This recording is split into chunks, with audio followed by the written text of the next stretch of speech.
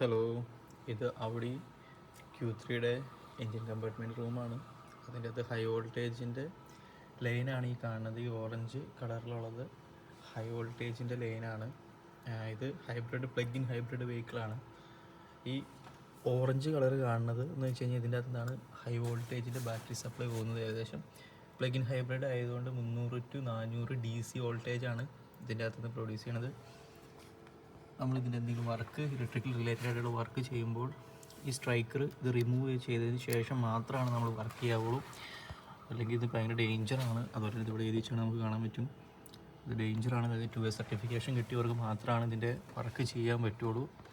Electrical related ആയിട്ടുള്ള high voltage ആണ്. കാരണം DC ആണ്, AC അല്ല. AC 230 അടിക്കുമ്പോഴേക്കും ചിലർ മരിച്ചു പോകാറുണ്ട്. അപ്പോൾ ഡയറക്റ്റ് കറണ്ടായ DC 300 to 400 നമ്മളെ ദേഹത്ത് അടിച്ചു കഴിഞ്ഞാൽ ഓൺ ദ സ്പോട്ടിൽ നമ്മൾ മരിച്ചു പോവും.